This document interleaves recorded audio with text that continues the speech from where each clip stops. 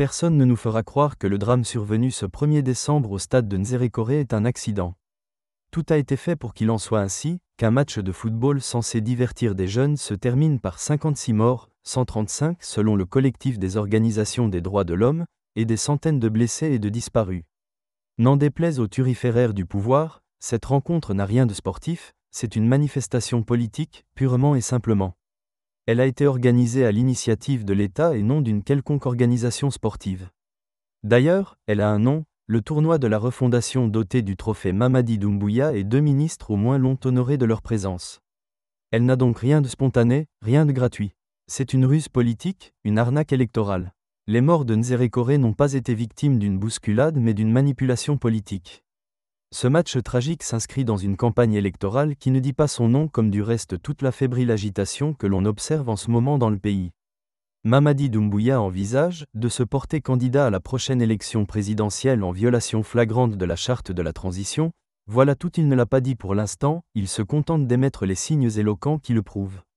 Il se concocte en ce moment une constitution cousu main qu'il compte bientôt faire avaler au peuple par le biais d'un référendum bidon et qui lui permettra de se faire élire au premier tour avec le score que l'on sait. Des mouvements de soutien à la spontanéité plus que douteuse prolifèrent d'un bout à l'autre du pays. On mobilise à coups de milliards les églises, les mosquées et bien sûr, le monde attractif de la musique.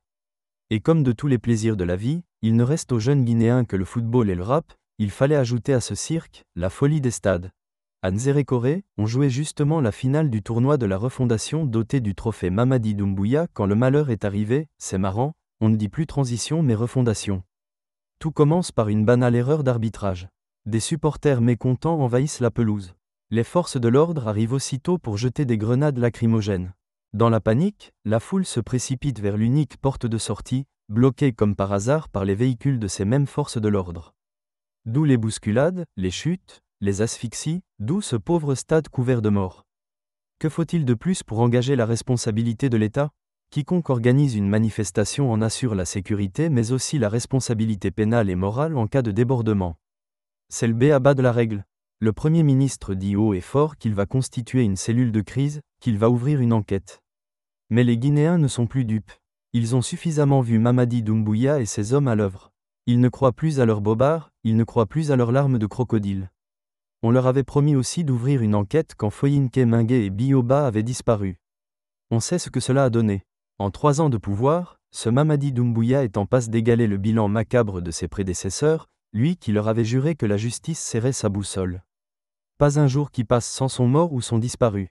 Tenez, devinez qui a disparu ce mardi 3 décembre, 2 petits jours après le drame de Nzérékoré.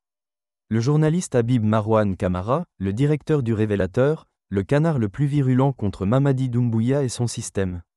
Simple coïncidence ? Voire